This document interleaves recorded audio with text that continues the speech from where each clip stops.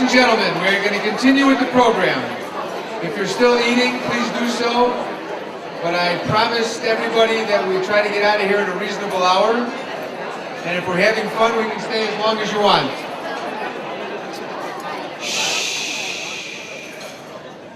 If I can have your attention, please, we're going to continue with the program. I have the second, third, the fourth most important person in the room about to come up and speak. That would be Rabbi David Techtel.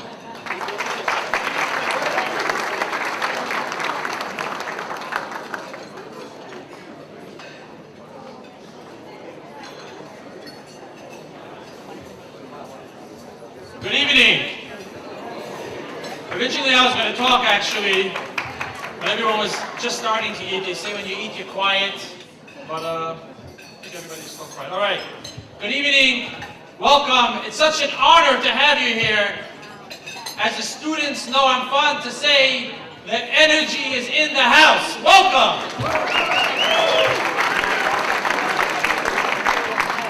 We're so honored to have each and every one of you, a distinguished guest of honor, Philip and Beverly, President, his wife, our dear coach who's going to take us to many good wins this year, and his wife, their foundation board, leaders from across the spectrum, family that come from close and far, and friends. Tonight is really a special night. And I want to share with you a story that happened to me just a few short weeks ago.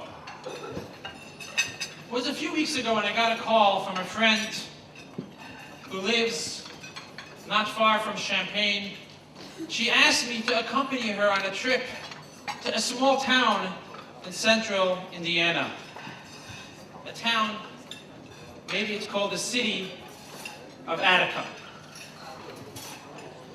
She requested that I join her as she needed help in deciphering the Hebrew letters on the tombstones in the local Jewish cemetery. As she's doing research to understand what was here and who lived here. Here, my friends, in the city of Attica, a city of 5,000 people, lived some 200 Jewish people from the mid-1800s to today, one member of the Jewish community.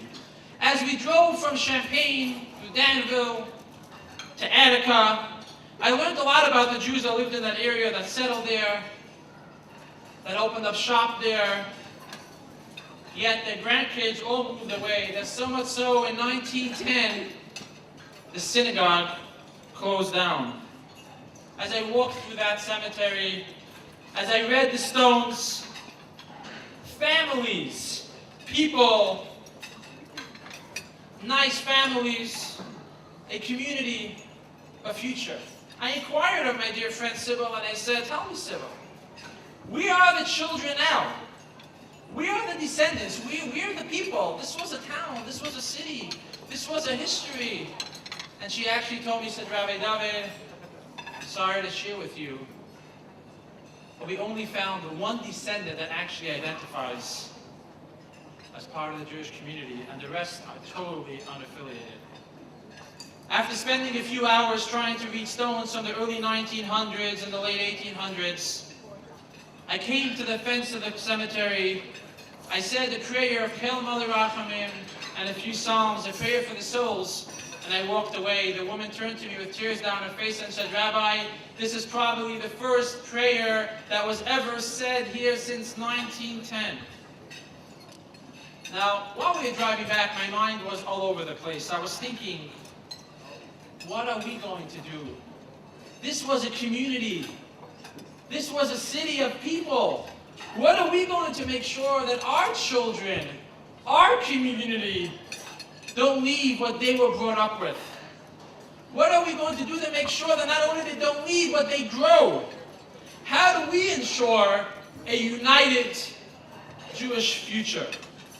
As we were talking, my mind wandered to where we were holding. This was the week of graduation. For those of you that were at Illinois this past weekend, and I'm sure the president knows he had many events, this was graduation weekend, and I must tell you, the week of graduation for Goldie and myself is a happy time, yet it's also, as many of the graduates know, it's a very hard time.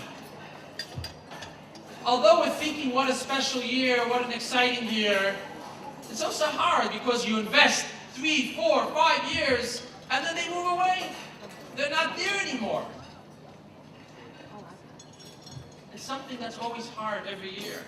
But as the years has taught us, and we've come to learn that Alanya Chabad, the family, people don't leave. It's just that our family moves all over the United States, moves all over the world, and the Alanya Chabad community spreads all over the world. And as I was driving, people's faces, stories flashed through my mind.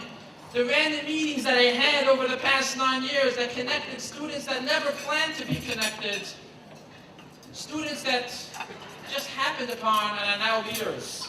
I'm reminded of the student who joined our alternative spring break to Berlin, where we go every year to visit the local community. And he joined just because his roommate joined. He knew nothing about his heritage. He had no interest, trust me, to get involved in Jewish life or Alanya Chabad.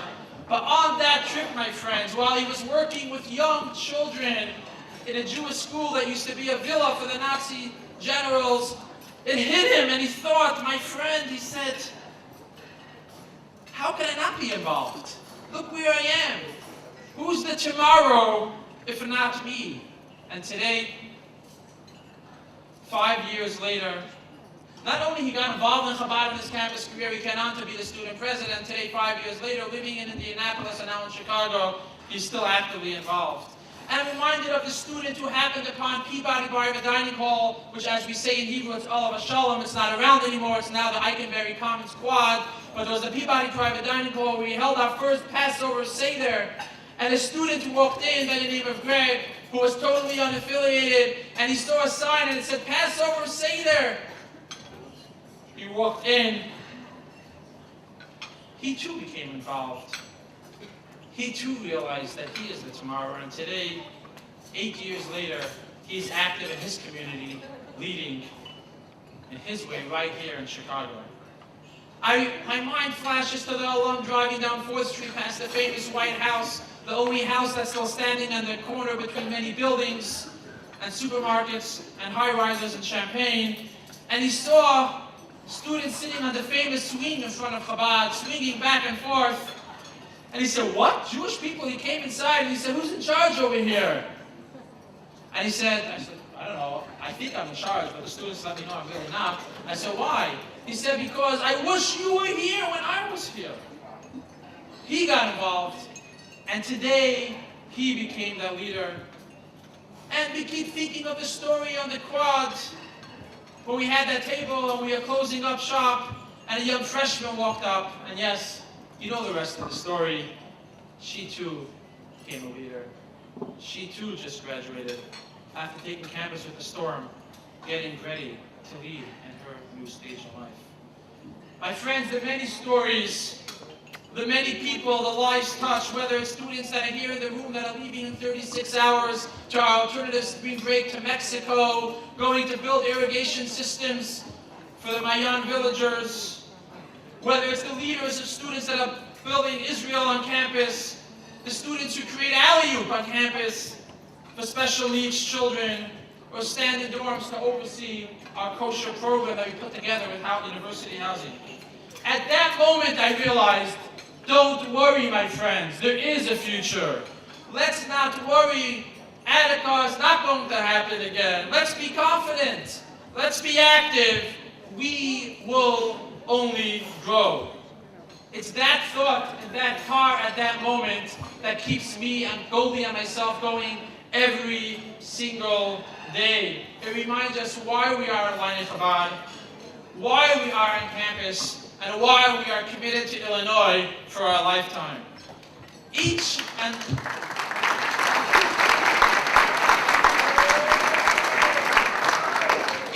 every student on campus today, and as I mentioned earlier, we have a lot of the leaders here tonight, is a leader of tomorrow. Each is a leader in their own way.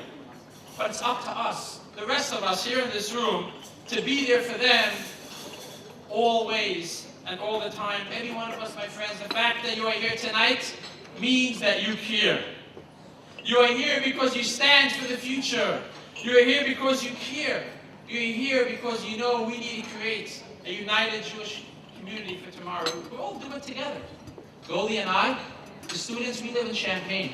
You live in Chicago, but we do it together. We all care about the future. We all partner together. You give your part, we do our part, and together we create a tomorrow. With friends that inspire us, like our dear honorees tonight, like Philip and Beverly Goldstick.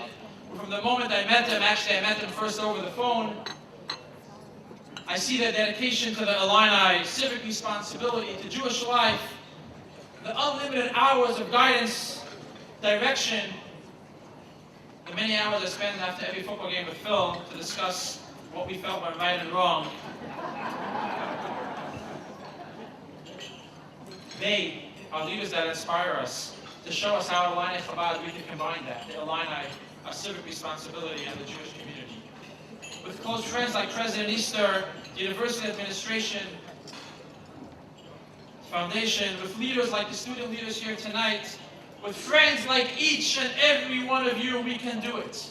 You know, my friends, if you look around the room here, actually, many of the alumni are actually here, alumni that have graduated since 2003 when Chabad started. Actually, if I may ask, all those that graduated since 2003, please rise for a moment. All the young alumni, don't be shy. All young, don't be shy. All young since 2003. All the current leaders that are here tonight, please stand up. All the current leaders, please stand up and remain standing. My friends, the tomorrow has already begun. This is the tomorrow. This is the future. Together, let's invest, my friends, because tomorrow begins tonight. Thank you very much. I just want to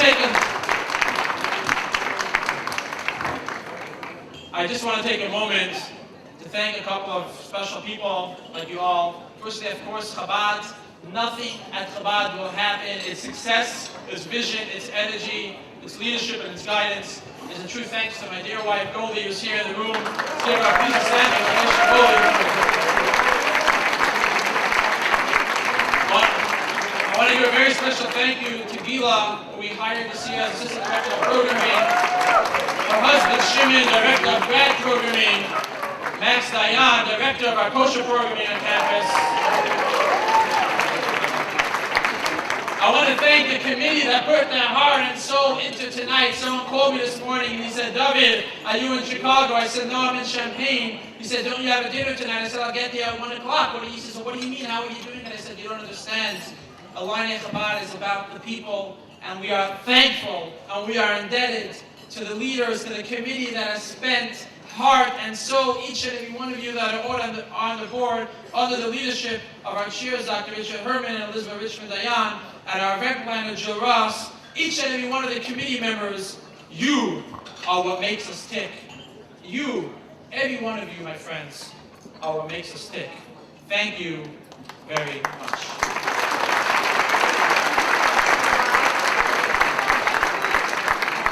As we move forward with our evening, I wanted to call, as we move forward to our presenting our award, our dear honoree, I wanted to call for the introduction Karen Goldstick-Zellinger and Gail Goldstick-Cohen to please come up and introduce the honorees of tonight.